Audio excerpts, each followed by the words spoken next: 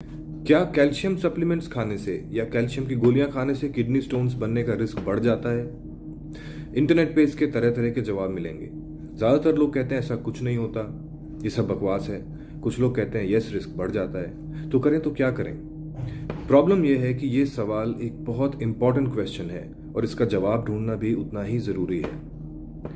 मेरा ये मानना है, मैं अपने मरीजों को जो एडवाइस देता हूँ कि कैल्शियम सप्लीमेंट्स खाने से किडनी स्टोन्स बनने का रिस्क बढ़ता है, ज़रूर बढ़ता है। पर मैं ये चाहता हूँ कि इस सवाल का जवाब आप खुद ढूंढें, खुद एक कंक्लूजन तक पहुँचें। तो मेरा आप सबसे ये रिक्वेस्ट है कि ये छोटा सा वीडियो पूरा देखें और एंड में आप खुद एक कंक्लूजन ड्रॉ करें।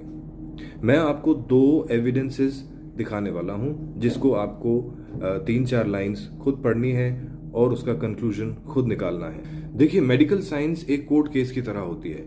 जिस तरह केस में कोर्ट में एविडेंसेस प्रोड्यूस किए जाते हैं, उसी तरह मेडिकल फील्ड में भी किसी सवाल का जवाब ढूंढने के लिए रिसर्चेस से जो हमारे कंक्लूजन्स निकले हैं उनको एविडेंस की तरह पेश किया जाता है।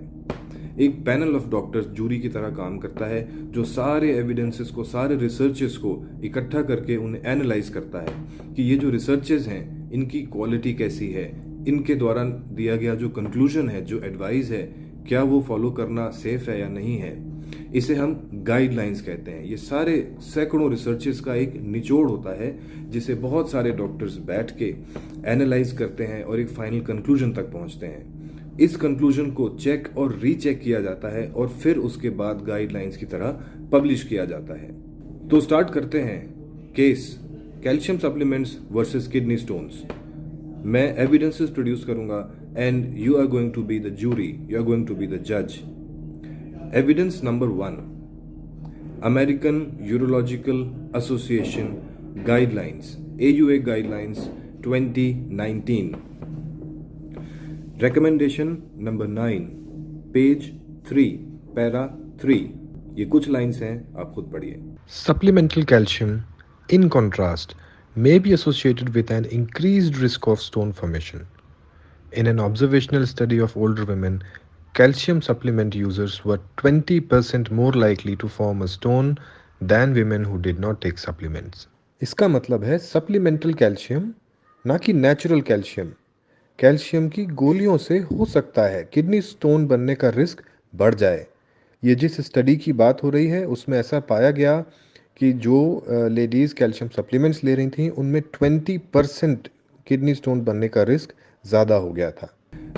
Evidence number 2, EAU guidelines, European association of urologist guidelines 2024, section 4.2.1, under the heading of diet, page number 44, para number 6।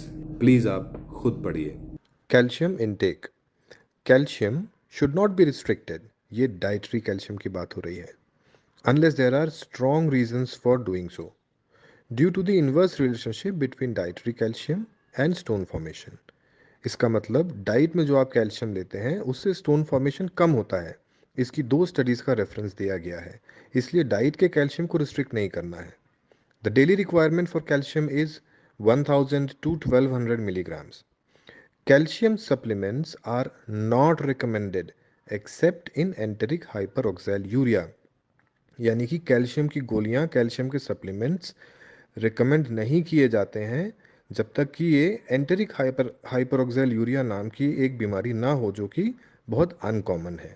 Routinely इनको हम रिकमेंड नहीं करते हैं। जब एंटेरिक हाइपरऑक्सैल्यूरिया होता है, additional calcium should be taken with meals to bind intestinal oxalates. इसकी 4 studies हैं जिन्होंने ये रिकमेंड किया है कि calcium supplements are recommended only if you are suffering from enteric hyperoxaluria.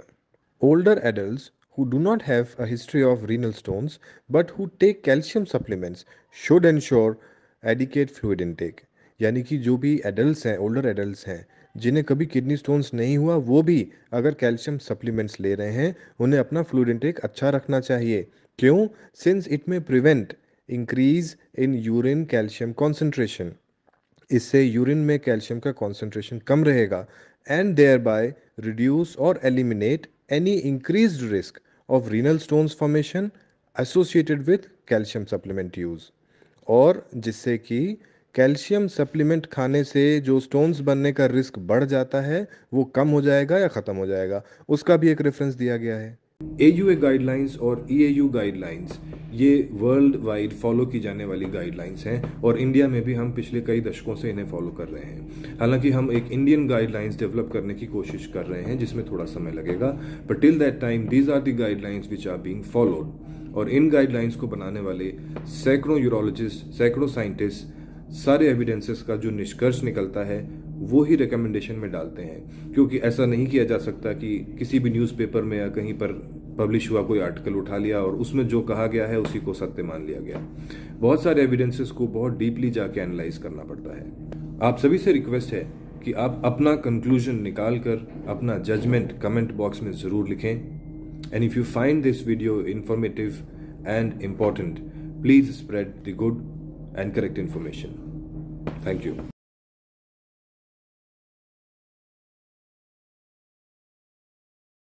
The internet is full of advice on health conditions, half information which is dangerous. We give you authentic information based on national and international guidelines by the most qualified doctors.